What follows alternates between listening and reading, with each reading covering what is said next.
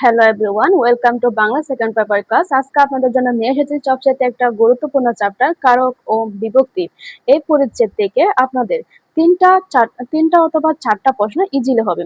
এখানে দেখেন, প্রথমে আমি কি লিখছি, কারক ও বিভক্তি। বিভক্তি হচ্ছে 7 ধরনের: প্রথমে বিভক্তি, দ্বিতীয় বিভক্তি, তৃতীয় বিভক্তি, পঞ্চমী, ষষ্ঠী, সপ্তমী, শূন্য বিভক্তি।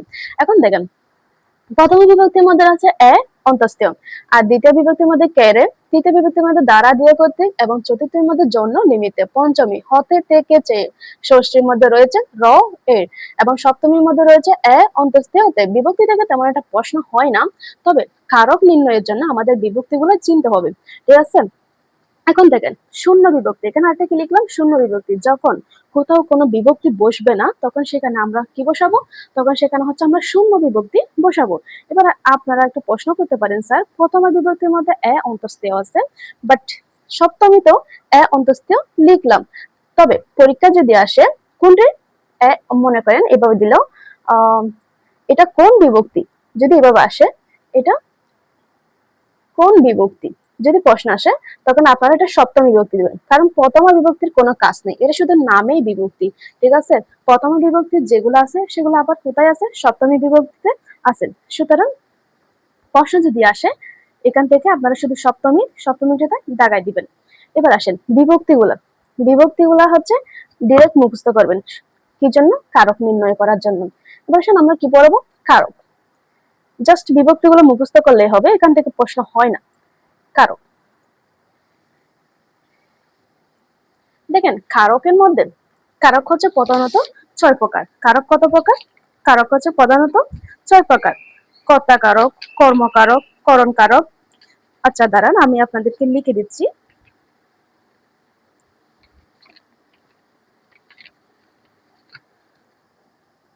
নাম্বার 1 কর্তা কারক, নাম্বার 2 কর্তৃকারক, নাম্বার 3 করণ কারক, নাম্বার 4 অপদান কারক, নাম্বার 5 সম্পাদন কারক, নাম্বার 6 এখানে নাম্বার 5 হচ্ছে আপনার অধিকরণ কারক হবে, এটা একটু ভুলেছেন, অধিকরণ কারক। আর নাম্বার 6 হচ্ছে সম্পাদন কারক। এই কারক হচ্ছে মোস্ট ইম্পর্টেন্ট একটা চ্যাপ্টার, সুতরাং স্কিপ করার কোনোভাবে সুযোগ নেই, স্কিপ করা যাবে না। ঠিক আছে? এবার আমরা কারক গুলো একটু বিস্তারিত পড়ি, এবং কারক ও বিভক্তি কিভাবে নির্ণয় করা হয় সেটা একটু আমরা প্র্যাকটিসের মধ্যে দেখব। চলেন তাহলে প্রথমত আসি। প্রথমত আমি কি লিখলাম? প্রথমত লিখলাম আমি কর্তা কারক। কি লিখলাম? কর্তা কারক। এখন আগে কর্তা কারক কাকে বলে সেটা জানতে হবে না আমাদের থেকে? সেটা কিভাবে জানবো? কোনো বাক্যে যদি, ভালোভাবে খেয়াল করবেন, কোনো বাক্যে যদি কে বা কাকে দ্বারা প্রশ্ন করলে, কোনো বাক্যে কে বা কাকে দ্বারা প্রশ্ন করলে যে উত্তর পাওয়া যায় তাকে কি বলা হয়? কর্তা কারক বলা হয়।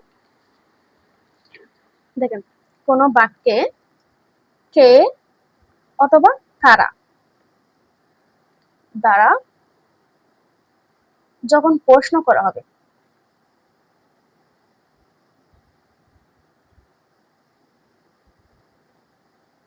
তখন যে কারক হবে সেটাই হচ্ছে কর্তা কারক।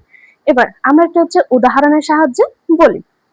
যেমন আমি এখানে লিখলাম, 10 মিলে করি কাজ। এখন দেখেন তো, প্রশ্ন করেন তো, 10 মিলে করি কাজ, এটাকে যদি আমরা প্রশ্ন করি তাহলে কি দাঁড়ায়? কারা মিলেমিশে কাজ করে? কারা মিলে কাজ করে? 10 মিলে কাজ করে না? তাহলে 10 এটা এরকম করে আন্ডারলাইন করে দিল, বললো 10 কোন কারক। তখন আমাদেরকে কি বলতে হবে? 10 হলো কর্তা কারক।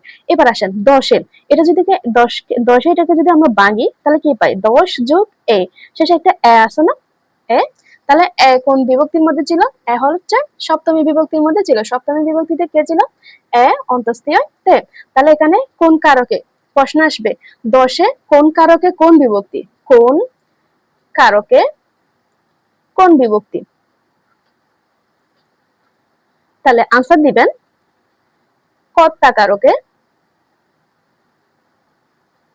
সপ্তমী বিভক্তি। ঠিক আছে, আমার কথা কি বুঝতে পারছেন স্যার? প্রশ্ন থাকলে আপনাদের গ্রুপে করতে পারবেন, আমি সবসময় অ্যাক্টিভ থাকবো আর আপনাদেরকে সাহায্য করার চেষ্টা করব। ঠিক আছে, এবার আসেন আর কয়েকটা হচ্ছে আমি আরেকটা লিখি, পাগলে কি না বলে। দেখেন তো এখানে কি লিখলাম, পাগলে কি না বলে, পাগলে। আচ্ছা এখানে এটা প্রশ্ন করেন তো, এখানে করা আন্ডারলাইন করে দিছে, বলছে পাগলে কোন কারকে কোন বিভক্তি। আচ্ছা প্রথমত পাগলকে বাংলা কি পাই, পাগল যোগ এ, তাহলে এ পাইছি, তাহলে এ কোন বিভক্তি, এ হলো সপ্তমী বিভক্তি। ঠিক আছে, এ হলো সপ্তমী বিভক্তি। এখন দেখেন তো এটাকে যদি আমরা প্রশ্ন করি কে বা কারা দ্বারা প্রশ্ন করতে হবে, তাহলে কে কি না বলে, তাহলে কে দিয়ে প্রশ্ন করলাম না, যখন কে দিয়ে প্রশ্ন করব তখন এটা হলো কর্তাকারক। আমার কথা কি বোঝা গেছে স্যার? এরপরে বাক্যে যদি, এটা হচ্ছে মোস্ট একটা হচ্ছে নোট লিখলাম, এটা হচ্ছে নোট, এটা মনে রাখবা। কোন বাক্যে যদি আমা নামক শব্দাংশ থাকে, আমা নামক শব্দাংশ থাকে,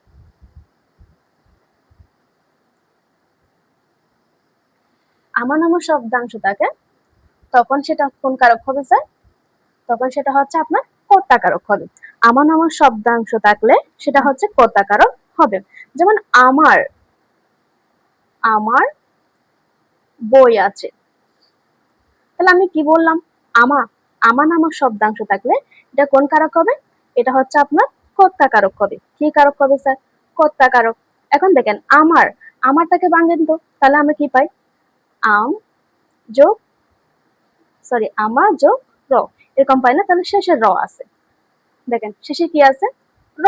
তাহলে আমরা পড়ছিলাম না র এর কোন বিভক্তি, র এর হলো ষষ্ঠী বিভক্তি।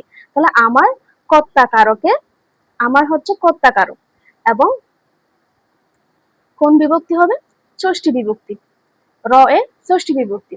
বিভক্তি হচ্ছে কারকের জন্য পড়তে হইছে। দেখছেন বিভক্তি থেকে তেমন একটা প্রশ্ন হয় না, ওই শুধুমাত্র কারকের জন্য আমাদের বিভক্তিটা পড়তে হবে, বাট কারক থেকে প্রশ্ন 100% শিওর হবে। যদিও বা না আসে কারক থেকে, অন্তত দুইটা প্রশ্ন আসবে, আমি শিওর দুটো প্রশ্ন এখান থেকে আসবে। এরপর আসেন কর্তা কারক তো গেল, এরপর আসেন কর্মকারক। কোন কারক স্যার? কর্ম কারক। কি লিখলাম আমি, কর্ম কারক। এবার আমরা কর্তা কারকে কে বা কাকে দ্বারা প্রশ্ন করছি না, বাট কর্মকারকে প্রশ্ন করতে হবে কি বা কাকে, কি বা কাকে দ্বারা প্রশ্ন করলে যে আনসার পাওয়া যায় তাকে হলো কর্মকারক বলা হয়। এখন দেখেন আমি উদাহরণ লিখতেছি, তারা দেশকে ভালোবাসে,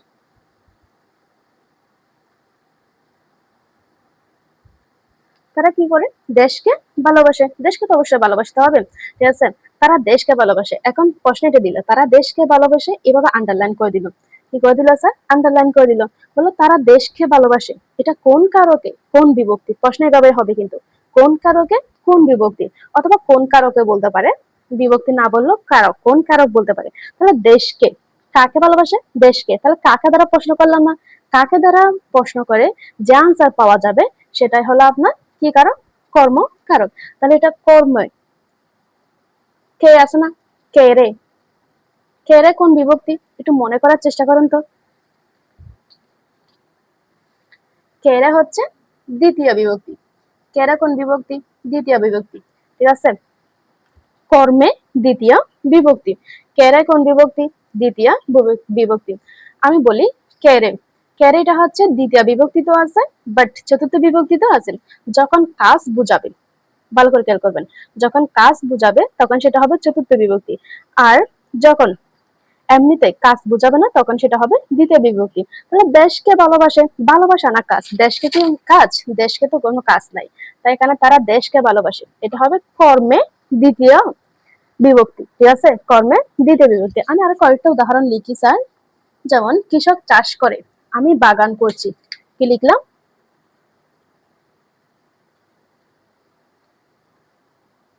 কৃষক চাষ করে। একটু খেয়াল করেন, কৃষক কি করে? কৃষক চাষ করে। কৃষক চাষ করে। কে চাষ করে? না সরি, কি চাষ করে? কে চাষ করা হলে যখন কৃষক আন্ডারলাইন করা থাকবে তখন এটা হচ্ছে কর্তা কারক। আর এখানে হচ্ছে কি চাষ করে। যখন কি চাষ করে এরকম হবে তখন এটা কোন কারক হবে স্যার? কি চাষ করে? কর্মকারক। তাহলে কি বা কাকা দ্বারা প্রশ্ন করলে যে উত্তর পাওয়া যায় তাই হলো কর্মকারক। ঠিক আছে? এরপর হচ্ছে আমি বাগান করছি। আমি কি করছি? আমি বাগান করছি। তাহলে আমি কি করছি? বাগান করছি। বাগান আন্ডারলাইন করে দিল। এখন বললো যে এটা কোন কারকে? কোন বিভক্তি? এখন বাগান তো কর্মকারক, সেটা আমরা জানি। কারণ কি বা কাকা দ্বারা প্রশ্ন করব, যখন কি বা কাকা দ্বারা প্রশ্ন করলে যে উত্তর পাওয়া যায় সেটাই হচ্ছে কর্মকারক। এখন বাগান কর্মকারক, সেটা আমরা বুঝতে পারতেছি। এখন দেখেন তো বাগানের মধ্যে কোনো বিভক্তি আছে? বাগান, বাগানকে বাংলা কি পায়? এরকম করে বাগান, বাগাযোগ দন্তান, এরকম কোনো বিভক্তি ছিল? আসলে আমাদের এরকম কোনো বিভক্তি ছিল না। তাহলে যখন এরকম বিভক্তি থাকবে না তখন এটা হবে শূন্য। এটা কি বিভক্তি হবে স্যার? শূন্য। আশা করি বুঝতে পারছেন কর্তা কারক এবং কর্মকারক। এবার নেক্সট করণ কারক।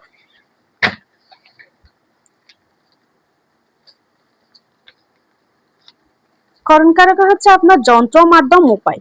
কোন কাজ কিভাবে করতেছেন, যন্ত্র দিয়ে করতেছেন, মাধ্যম দিয়ে করলে এবং উপায় দিয়ে করলে যে আনসার পাওয়া যাবে সেটাই হচ্ছে করণ কারক। এবার একটু ভালো করে কি হলো? করণ কারক। কি বললাম স্যার?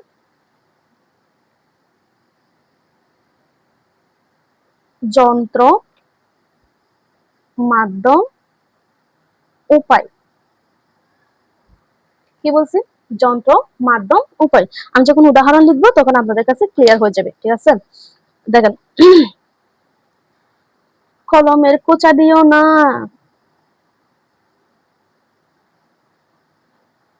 কি লিখলাম? কলমের কোচা দিও না। এখন দেখেন তো, আচ্ছা কোচাটা কি দিয়ে দিছে? কলম দিয়ে দিছে না? কার মাধ্যমে দিছে? কলমের মাধ্যমে দিছে না? তার মানে মাধ্যম বোঝাচ্ছে। কিসের মাধ্যমে? কিসের মাধ্যমে? তাহলে মাধ্যম যখন বোঝাবে তখন সেটা হলো কি কারক? করণ কারক। তাহলে মাধ্যম, যন্ত্র, মাধ্যম, উপায়। এবার দেখুন, আমি কলম দিয়ে লিখি।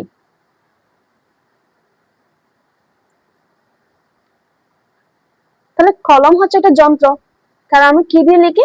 কলম দিয়ে লিখি। কলম হচ্ছে একটা যন্ত্র। তার তার তার মানে হচ্ছে কলম হলো যন্ত্র। যখন কলম দিয়ে লিখবো তখন সেটা হচ্ছে কি কারক? করণ কারক। এবার আছে হচ্ছে উপায়। এবার দেখেন আরেকটা কথা লিখি, ব্যবহারে বংশের পরিচয়। ঠিক আছে? কি লিখলাম? ব্যবহারে বংশের পরিচয়। এখন বলছে ব্যবহারে কোন কারকে কোন বিভক্তি। ঠিক আছে? এখন ব্যবহারকে যদি আমরা ভাঙি তাহলে কি পাই? ব্যবহার যোগ এ, ব্যবহারে, এরকম পাই না? তাহলে এ কোন বিভক্তি স্যার? এ অন্তঃস্থতে, তাহলে কোন বিভক্তি? সপ্তমী বিভক্তি। তাহলে ব্যবহার কিসের মাধ্যমে, কোন উপায়ে বংশের পরিচয় পাওয়া যায়? ব্যবহারের মাধ্যমে বংশের পরিচয় পাওয়া যায় না। তাহলে ব্যবহারের মাধ্যমে যখন বংশের পরিচয় পাওয়া যাবে, এটা যন্ত্র, মাধ্যম, উপায় বোঝাচ্ছে। যখন যন্ত্র, মাধ্যম, উপায় বোঝাবে তখন সেটা কোন কারক? সেটা কোন কারক হবে? করণ কারক। তাহলে এটা করণে সপ্তমী বিভক্তি। কি বিভক্তি স্যার? করণে সপ্তমী বিভক্তি। এরপর আমি কলম দিয়ে লিখি। কলমের মধ্যে তো কোনো, আচ্ছা দ্বিতীয়া, দিয়ে, দ্বারা, দিয়ে, কর্তৃক। এখন দেখেন তো, কলম দিয়ে লিখি, কলম হচ্ছে যন্ত্র, তাই এটা করণ কারক। তারপর এরপর একটা দিয়ে আছে না? দ্বারা, দিয়ে, কর্তৃক হলে তৃতীয় বিভক্তি হবে। করণে তৃতীয় বিভক্তি। ঠিক আছে? এবার চলেন, অপদান কারক আর এটা হচ্ছে অধিকরণ কারক, এই দুটো একসাথে পড়াবো। এগুলো একটু খুব ভালোভাবে খেয়াল করবেন।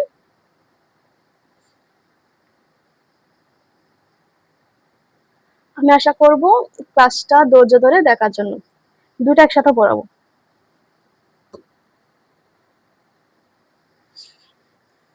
দুটো একসাথে পড়াই।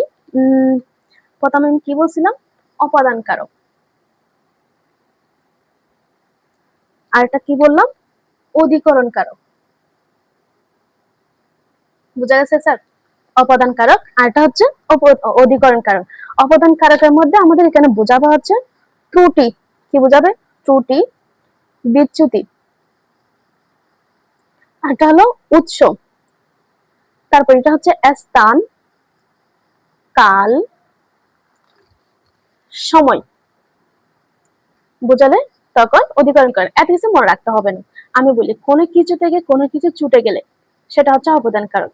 কোনো কিছুর মধ্যে কোনো কিছু আছে বোঝাতে সেটা হচ্ছে অধিকরণ কারক। এবার চলেন আমি হচ্ছে উদাহরণ লিখি। উদাহরণ লিখলে আপনাদের কাছে ক্লিয়ার হয়ে যাবে। তিলে তৈল আছে। তিল তো চেনেন না, ওই তেল বানানো হয় যেগুলা থেকে, তিল। এখানে কি লিখছি? তিলে তৈল, তিলতে সরি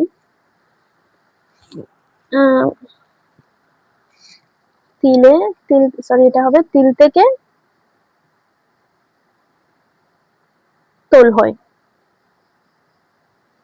আচ্ছা, তিল থেকে তেলটা আমরা ছাড়াই ফেলছি না, যখন একটা থেকে আরেকটা আলাদা করে ফেলবো তো তখন এটা হচ্ছে বিচ্যুতি। যখন বিচ্যুতি বোঝাবে তখন এটা হচ্ছে অপদান কারক।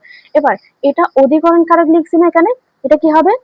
তিলে তৈল আছে। তাহলে তিলে তৈল আছে, এটা কোন কারক? অধিকরণ কারক। আমি আবার বলি স্যার, কোনো কিছু থেকে কোনো কিছু যখন বিচ্যুতি হয়ে যাবে তখন সেটা হচ্ছে আপনার অপদান কারক, এবং কোনো কিছুর মধ্যে কোনো কিছু আছে বোঝাতে সেটা হবে অধিকরণ কারক।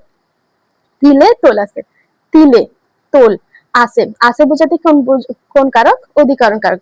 আর কোনো কিছু থেকে কোনো কিছু ছুটে গেছে বোঝাতে অপদান কারক। এখন এভাবে দিচ্ছেন তিল থেকে তোল হয়, তাহলে এটা কোন কারকে কোন বিভক্তি? অধিকরণ কারকে কোন বিভক্তি হবে? তিলে এ বিভক্তি আছে না একটা, তাহলে এ বিভক্তি যখন থাকবে এ অন্তস্থীয়তে কোন বিভক্তি হবে? সপ্তমী। তাহলে অধিকরণে সপ্তমী বিভক্তি।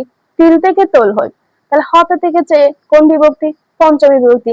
থেকে আছে না এখানে, থেকে, এই থেকে, এটা হচ্ছে পঞ্চমী বিভক্তি। তাহলে তিল থেকে তোল হয়, অপদানে কোন বিভক্তি? পঞ্চমী বিভক্তি। অপদানে পঞ্চমী বিভক্তি। আশা করি বুঝতে পারছেন। আমি আরো কয়েকটা লিখি, তাহলে ক্লিয়ার হয়ে যাবে। চাঁদ থেকে পানি পড়ে। কি লিখলি? চাঁদ থেকে পানি পড়ে। কি লিখছিলাম আমি?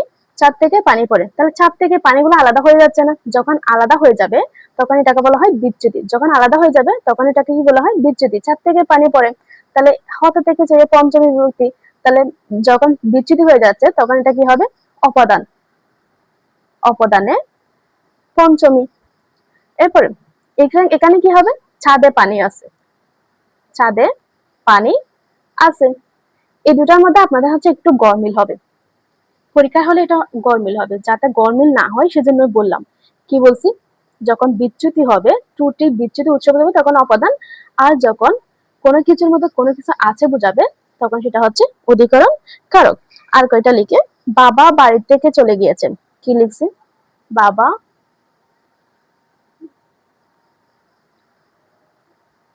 বাড়ি থেকে চলে গেছে।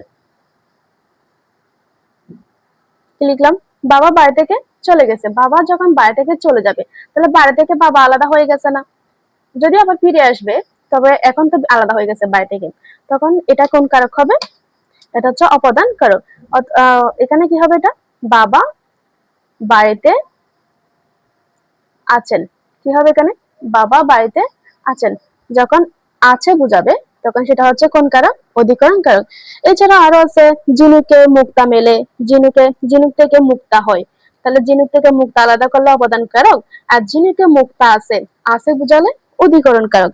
এরপরে আরো লিখতে পারেন, ধান থেকে চাল হয়। ধান থেকে যখন চাল করবেন তখন এটা আলাদা করে ফেলবেন না, তখন সেটা হচ্ছে অপদান কারক। আর অধিকরণে কি হবে? দানে চাল আছে। এবার লাস্ট ওয়ান, আরেকটা বাকি আছে স্যার, এটা পড়ালে শেষ। আরেকটু 2 মিনিটস ওয়েট প্লিজ। এটা হচ্ছে সম্পাদন কারক। কি কারক স্যার? সম্পাদন। সম্পাদন কারক। কি লিখছি? সম্পাদন কারক। বিনা স্বার্থে যখন আপনি সেবা দিবেন, কি দিবেন? বিনা স্বার্থে বিনা স্বার্থে সেবা দিলে তখন সেটা হচ্ছে সম্পাদন করেন। বিনা স্বার্থে সেবা বলতে কিরকম, যেমন আপনি আমাকে সম্মান করছেন, বলছেন ম্যাডাম আসসালামু আলাইকুম, তাহলে আপনি আমাকে সম্মান করছেন না এটা। আর এবং আপনি কি এটা বলতে পারবেন যে ম্যাডাম আমি আপনাকে সালাম দিচ্ছি, আমাকেও সালাম দেন? এটা কি জীবনেও বলতে পারবা না? পারবা না। তাহলে যখন আপনি বিনা স্বার্থে সেবা দিবেন, আমাকে সালাম দিয়েছেন, আপনি সালাম পাওয়ার আশা করেন নাই, যখন কোনো কিছু দিয়ে ফেললে সেটা আর ফিরে পাওয়ার আশা করবেন না, তখন সেটা হচ্ছে সম্পাদন কারক। তাহলে আমি কয়েকটা উদাহরণ লিখি, তাহলে ক্লিয়ার হয়ে যাবে। যেমন ভিক্ষুককে ভিক্ষা দাও, কি লিখছি স্যার? ভিক্ষুককে ভিক্ষা দাও।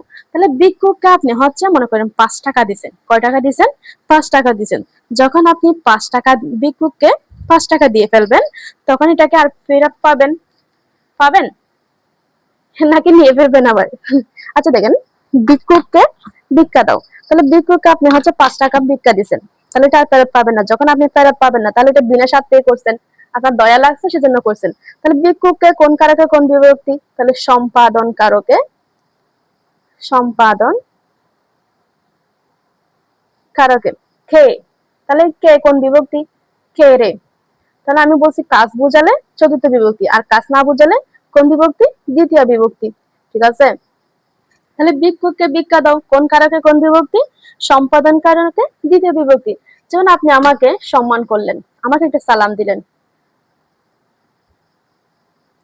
শিক্ষককে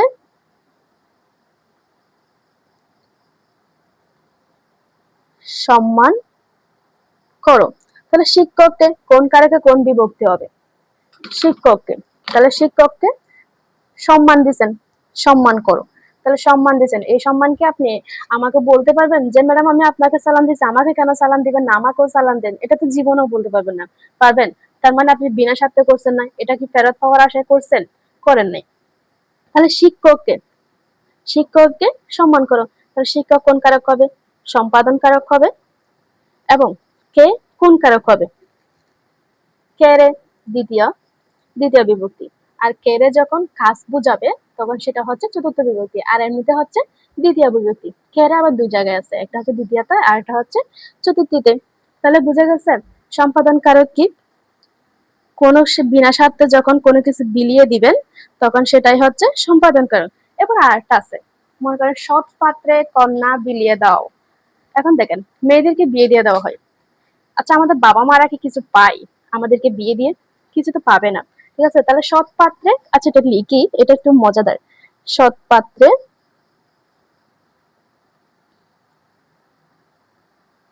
কন্যা দান করো।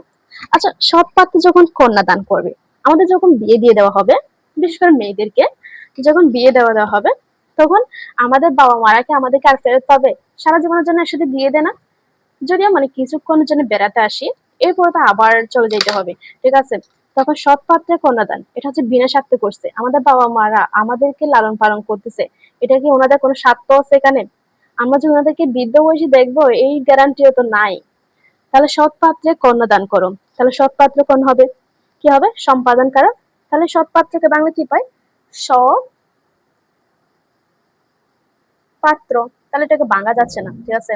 ভাঙা যখন যাবে না, তখন এখানে কোন বিভক্তি হবে? শূন্য বিভক্তি। সৎ পাত্রে কন্যাদান করো, এটা একটু এক্সাইটমেন্ট আছে। ঠিক আছে, আজকের ক্লাস এতটুকুই। আশা করি সবাই বুঝেছেন। আর না বুঝলে আপনাদের একটা গ্রুপ আছে, আমাকে মনে হয় মেয়েদের গ্রুপটাই অ্যাড দিছে, ওখানে প্রশ্ন করতে পারেন। আর চাইলে ছেলেদের গ্রুপও আছে মনে হয়, ওটাতে অ্যাড করলে আমি প্রশ্ন করলে ওখানে বলে দিব। আপনারা জাস্ট প্রশ্ন করবেন, প্রশ্ন করলে আমি খুশি হব। আজকের ক্লাস এতটুকুই।